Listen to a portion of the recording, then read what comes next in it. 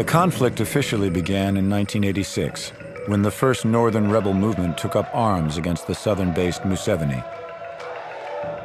But the deeper roots of this north-south divide can be traced back to the late 1800s, during what was called by the imperial European powers the Scramble for Africa.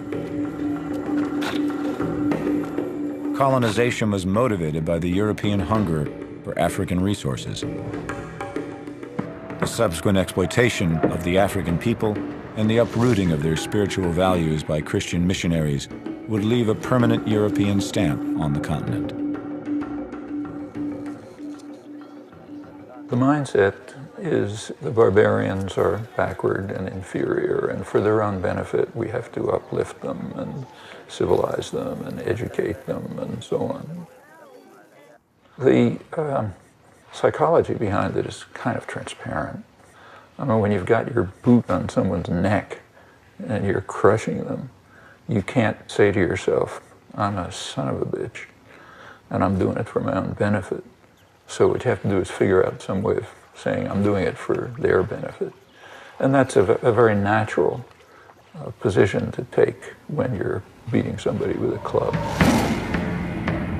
Britain cut the largest piece of African cake from Cairo to Cape Town, in addition to Nigeria and a few West African regions.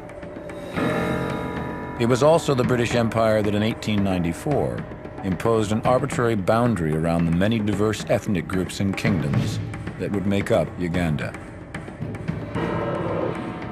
The southern Bantu-speaking people were given economic, political, and educational advantage. The northern ethnic groups, two in particular, the Acholi and the Langi, were the main recruits for military and police positions. By exploiting linguistic, ethnic, and cultural differences between the peoples of the North and South, Britain's divide and rule policies created a tension between them that helped maintain British rule. The French took an east-west slice of the continent as well as Madagascar. The Belgians took Rwanda, Burundi, and the Congo in what Joseph Conrad called the vilest scramble for loot that ever disfigured the history of human conscience. Slave labor took over 5 million lives.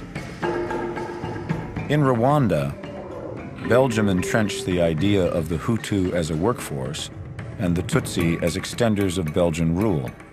The politicization of these two cultures would profoundly contribute to the genocide of 1994. In Sudan, the British ruled the Arabs in the north and the blacks in the south as separate colonies, only to combine the areas before independence in 1956.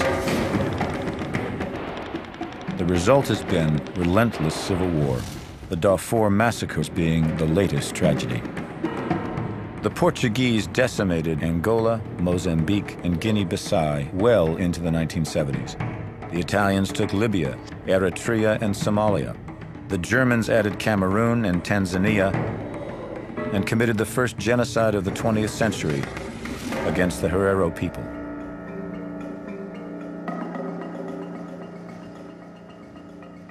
No colonial power is going to succeed unless it's going to play on existing divisions and sharpen them, increase them, exacerbate them. So one of the first questions after the end of colonialism is who belongs and who doesn't? Who was part of the colonial struggle and who betrayed? And this is time to settle scores. It was this colonial legacy that Uganda carried forth into its independence in 1962.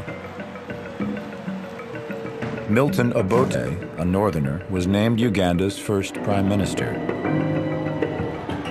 In 1971, with the help of Israel and Britain, Obote was overthrown by his top military commander, the notorious Idi Amin. With the entire world looking on, Amin's regime descended Uganda into chaos. For their assumed allegiance to Milton Obote, Idi Amin had thousands of Acholi and Langi soldiers slaughtered. Right from independence, the leaders did not do enough to unite the people in this country. Instead, exploited these differences for their own personal gains. Wanting to rid Uganda of Amin's tyranny, Yoweri Museveni spent the 1970s building resistance militias both inside and outside Uganda. The African decline does not begin until the 70s, well over a decade after independence.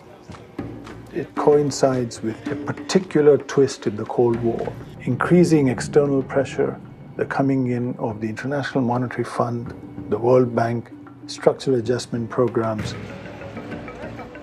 The World Bank gets countries to borrow up to their necks, usually third world dictators.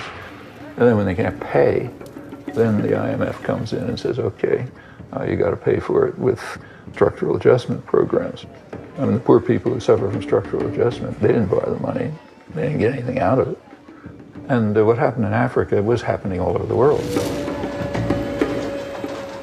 Amin was overthrown in 1979, but it was Milton Obote who returned to power in what Museveni called a rigged election. In opposition, Museveni disappeared into the bush and formed the rebel National Resistance Army, or NRA. The National Resistance Movement is fighting for the aims of the whole country and not for aims of a section of the country. Secondly, the National Resistance Movement is a democratic movement. Museveni rebels took power in 1986. Thousands of defeated Acholi and Langi soldiers, fearing retribution for atrocities committed during the Civil War, fled north. The president did not like the Acholi people, who had dominated the army and the military. So when the president took over power in 1986, he told us that you Acholis, I'm going to put you in a bottle, like grasshopper. You see a grasshopper, if you put a grasshopper in a bottle, and I will block that bottle, you will see outside and not be able to get out. You look for food and not get it, so you start eating yourself. Although several northern rebel groups formed in opposition to Museveni, only one had a spiritual component. Before there was Joseph Coyne and the Lord's Resistance Army, there was Alice Lakwena and the Holy Spirit movement. Alice Lakwena's thing was that the Choli people were very sinful, and she came to correct that. Again, it goes to spiritual. Alice Lakwena will tell you exactly what time they're coming, to which area they're going to attack. And true to their word, you'll see them coming with branches of trees, carrying AK-47 and singing hymns. And Coyne did exactly the same. And this just terrified government troops.